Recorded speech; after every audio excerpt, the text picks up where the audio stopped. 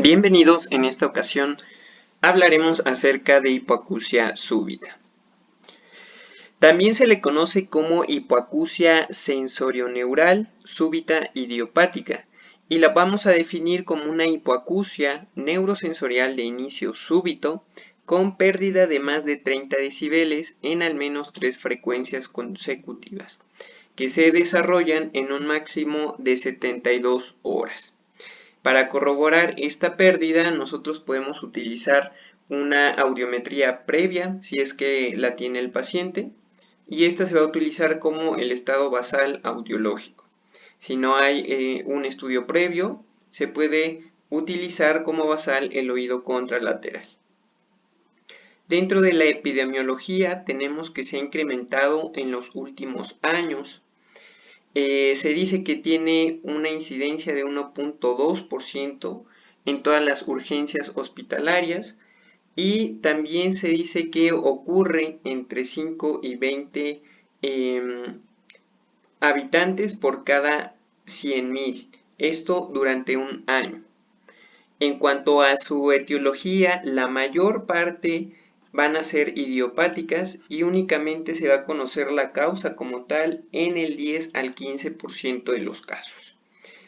Dentro de las causas más frecuentes, aquí la tenemos como una división, las idiopáticas, recordemos que son las más frecuentes, retrococleares, dentro de las cuales tenemos meningitis, esclerosis múltiple, entre otros, tumores también de fosa posterior del ángulo pontocerebeloso, como los neurinomas. Y dentro de los cocleares tenemos las causas inflamatorias, como virus, bacterias, causas traumáticas, vasculares, hematológicas, enfermedades inmunomediadas, principalmente el síndrome de Cogan, enfermedades metabólicas y uso de ototóxicos. Aquí vamos a desglosar cada una de las causas. Dentro de las virales es la causa más frecuente, sobre todo en pacientes jóvenes, entre 25 y 40 años. Dentro de los agentes etiológicos, pues el principal es el virus herpes simple tipo 1, parotiditis, sarampión, influenza, adenovirus y sobre todo es muy importante que en este tipo de pacientes 25% de ellos van a cursar con infecciones de vías aéreas superiores.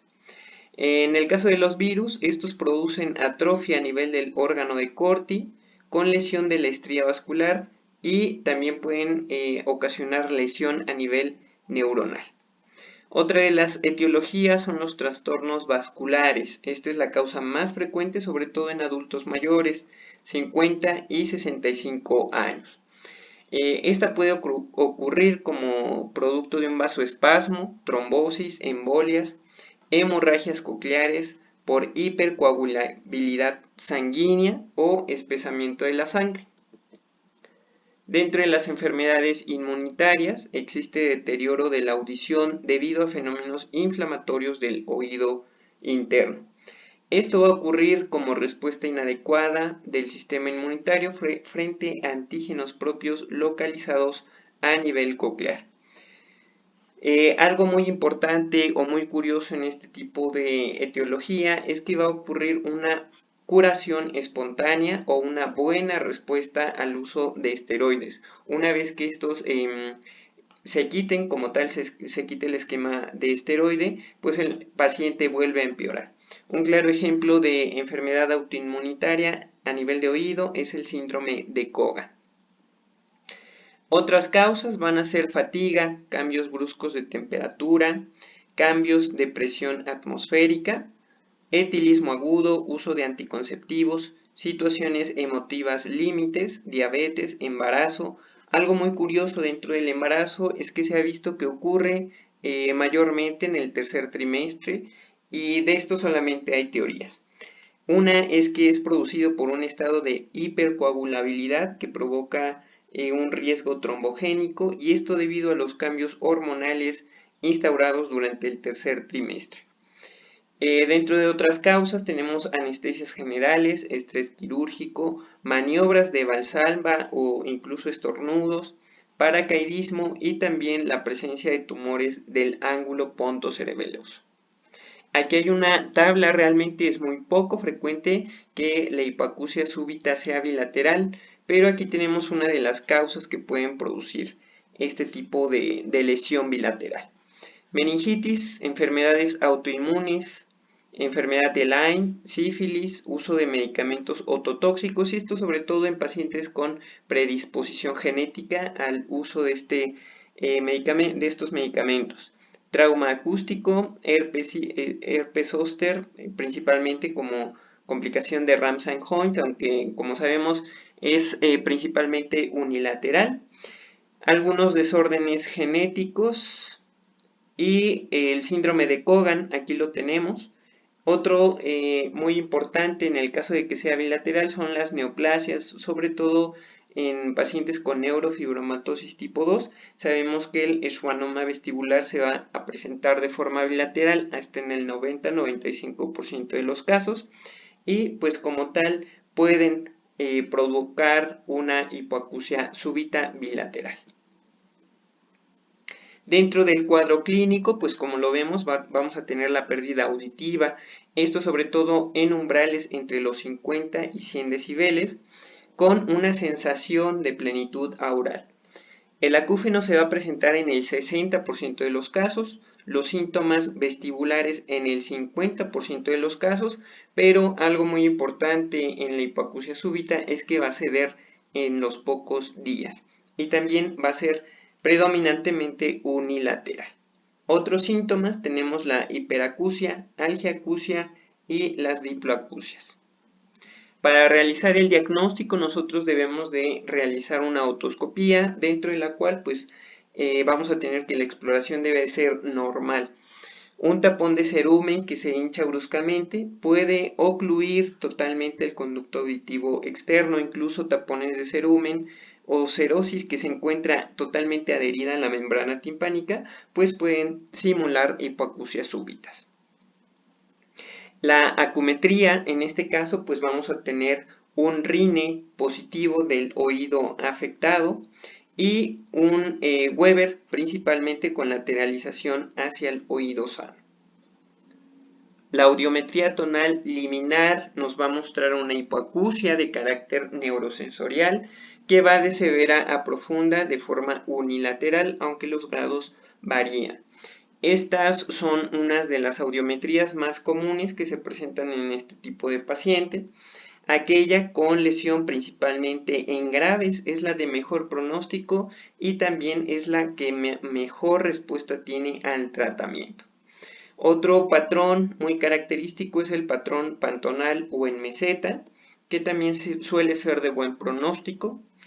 Otro donde la afección es meramente en frecuencias agudas, y aquel que es en frecuencias medias también es otro de los patrones característicos. Y aquí tenemos el que tiene cofosis con prácticamente pérdida auditiva en todas las frecuencias, también conocido como restos auditivos. Este tipo de curvas son las de peor pronóstico y las que tienen menor recuperación.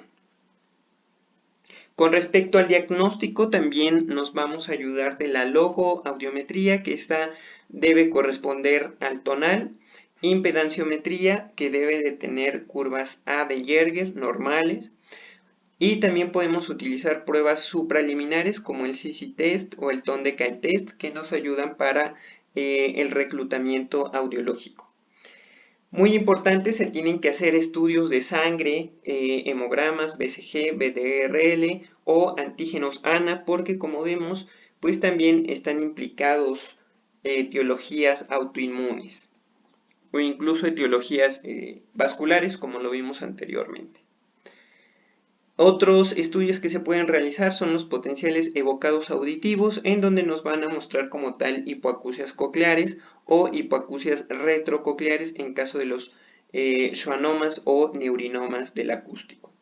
La resonancia magnética también es sobre todo para descarte de patología retrococlear o hemorragias intracocleares, nos ayudan al diagnóstico.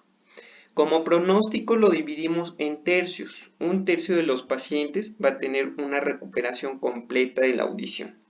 Un tercio va a tener hipoacusias mantenidas entre 35 y 65 decibeles como pérdida, y un tercio de ellos va a persistir con hipoacusia profunda o incluso aquellos con prácticamente anacusia se quedan como tal, sin recuperación.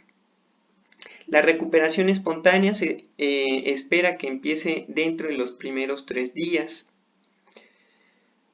Aquí tenemos factores pronósticos en el caso de sordera súbita. Dentro de los de mejor pronóstico tenemos si es la etiología vírica. Se ha visto que la mitad de estos pacientes que tienen un origen vírico pues son totalmente reversibles.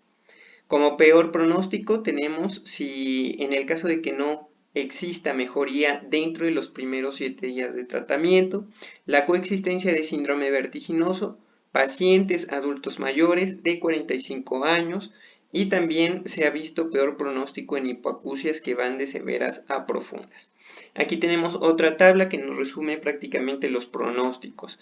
Los de peor pronóstico son hipoacusias también en frecuencias agudas y medias, donde hay mayor afectación auditiva o incluso cofosis, en el caso de que se acompañen de vértigo, acúfeno o cefalea, y de que el comienzo del tratamiento, muy importante, sea tardío.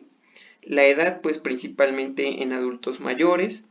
Mejor pronóstico en frecuencias graves o el patrón pantonal. Menor afectación auditiva en cuanto a los decibeles y ausencia prácticamente de todos los síntomas acompañantes. El comienzo precoz también es de buen pronóstico y en pacientes jóvenes pues se ha visto que recuperan mayormente la audición.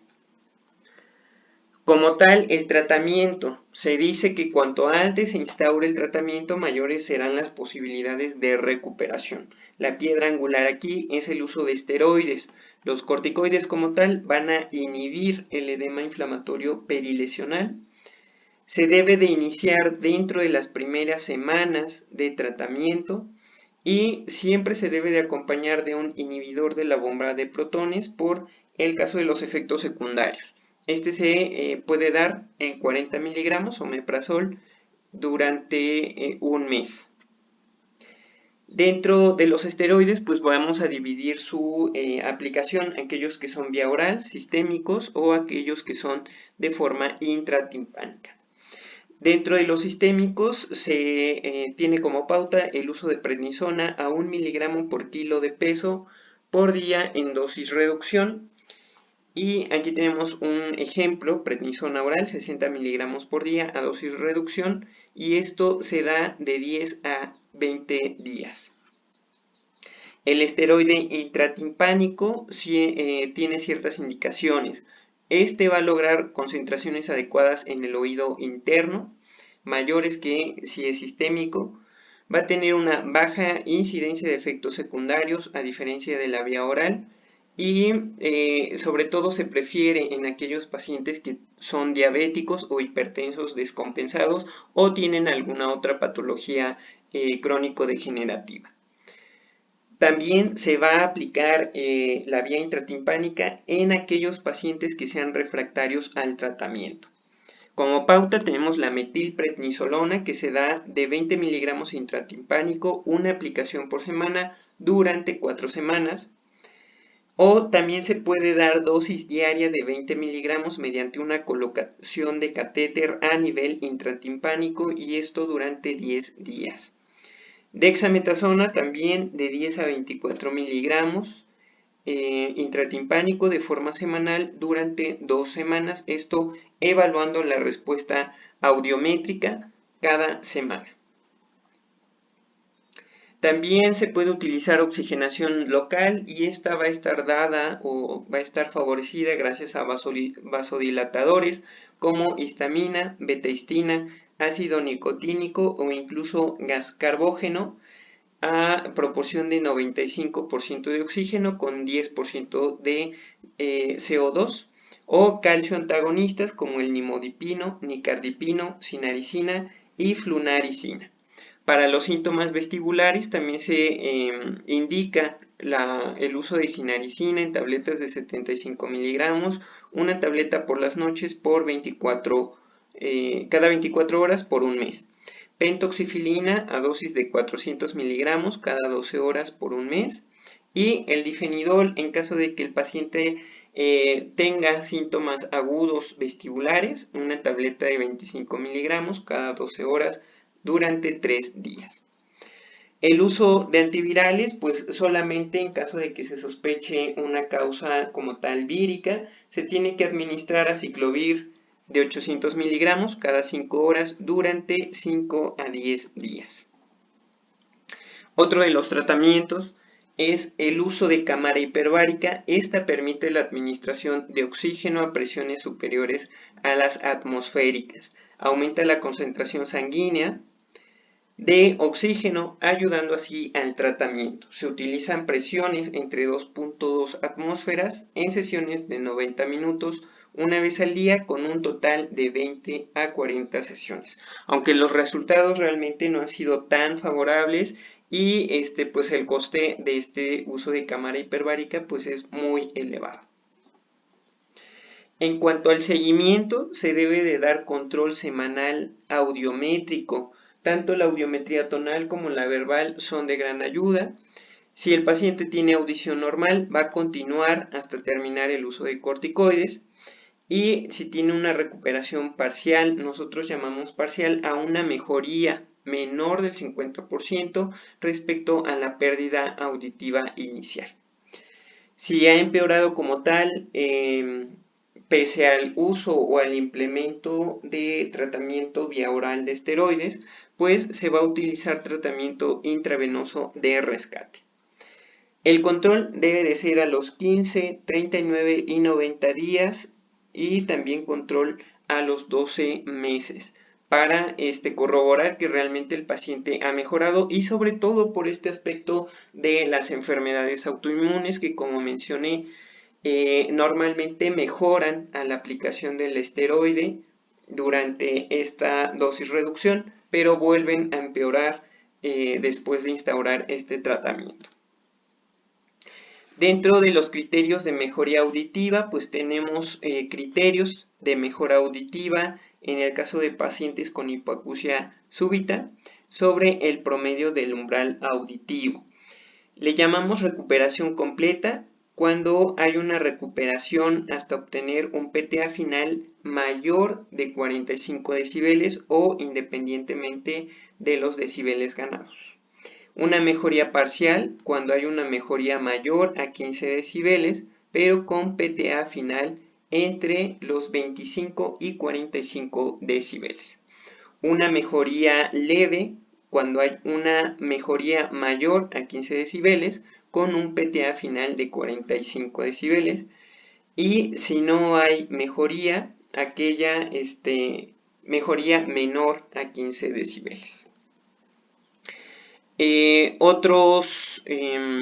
acuerdo a la recuperación auditiva promedio, pues aquí la tenemos, recuperación completa hasta obtener un PTA menor de 20 decibeles o hasta umbrales del oído sano contralateral.